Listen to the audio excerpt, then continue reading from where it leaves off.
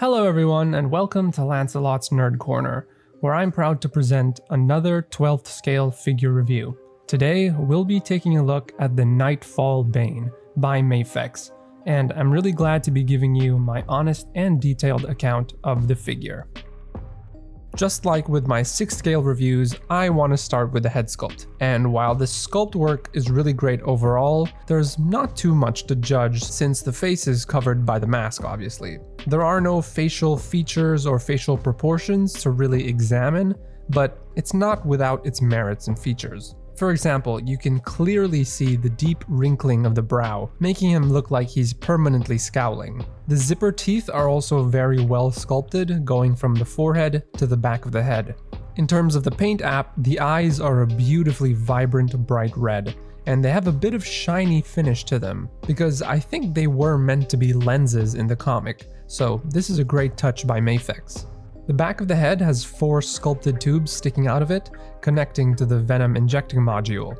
The head sculpt does have quite a noticeable split around the middle, and it may be unsightly to some, but the reason for it is because the figure comes with an alternative faceplate, which is meant to look much angrier.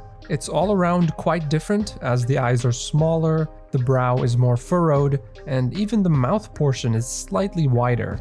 Unlike with other 12th scale figures, you don't swap the whole head. You can still pop it out, but it's connected to the venom tube, so you actually have to swap the faceplate itself, which you can simply pull out and carefully pop in the other one. Now, let's move on to the figure itself, which stands at roughly 7.2 inches or 18.5 centimeters of pure mass and muscle. The way the chest is sculpted is truly incredible. You can see the muscle fibers tensed and contracting throughout the entire muscle group. And this is really great for dynamic poses because this is what pecs look like when they're flexed and tensed, not relaxed. And the same thing is true going down to the abs. The same sculpted musculature can be seen on those bolder shoulders and beefy biceps, which really makes the figure look as imposing as is fitting for his iconic first appearance in the comics. There are also subtle details of veins sculpted onto the biceps and forearms, again, great attention to detail from Mafex. The venom releasing module on his left forearm is accurately sculpted and detailed nicely. The tube that attaches from it goes through a hole on the left armband and then attaches to the back of the head. But there is a bit of a problem when raising the left arm too high, as the tube forces the head to turn to the right because it gets wrapped around the shoulder. It's not a huge issue, it is very fixable, you just need to adjust the tube, and because it isn't fixed in place, you can pull it to give it some slack in certain poses.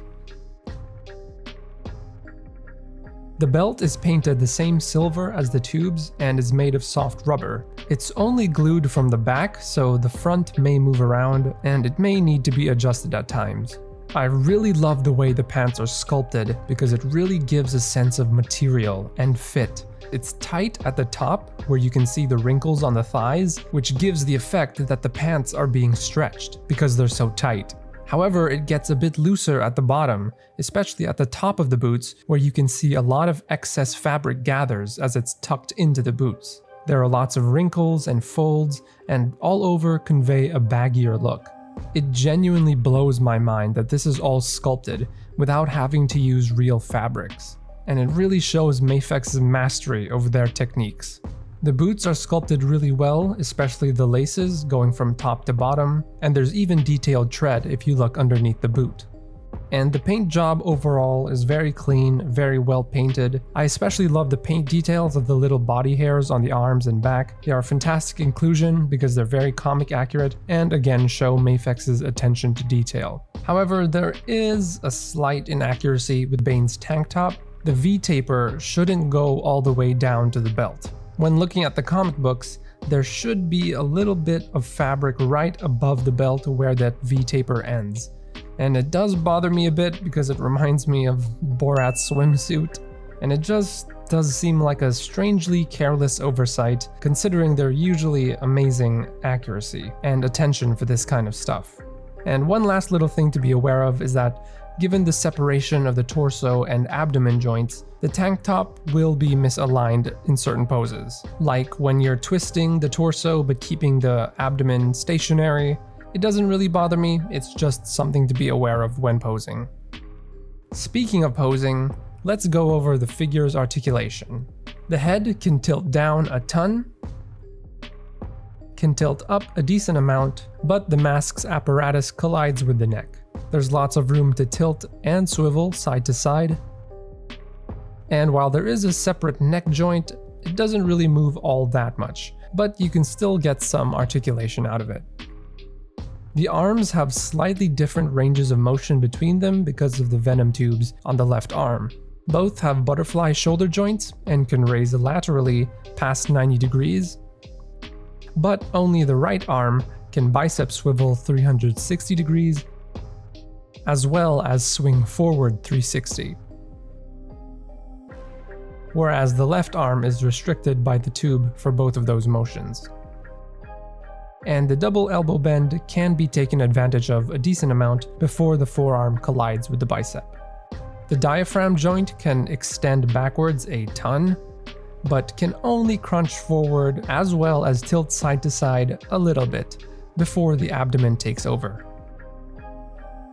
The abdomen can swivel and tilt in all directions a really good amount.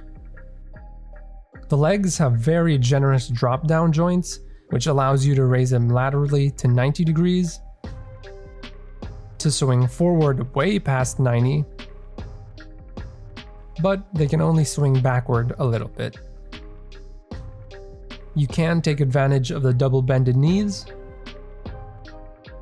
and the ankles can tilt up and down a ton, can swivel side to side 360, and can tilt side to side a little bit. And lastly, there is a really good amount of toe flexion. Now that we've gone over the entire figure, let's take a look at all the accessories the figure comes with. Since we already covered the alternative faceplate, all that's left to cover are the hands. The hands come in a pair of fist, relaxed, grabbing, clawing, pointing, and karate chop gestures. The grabbing and clawing gestures can be used to recreate some issue covers, or better yet, to recreate one of the most important and iconic panels in Batman comic history. It is a bit tricky to get bats held down, so use whichever pair of hands works best for you.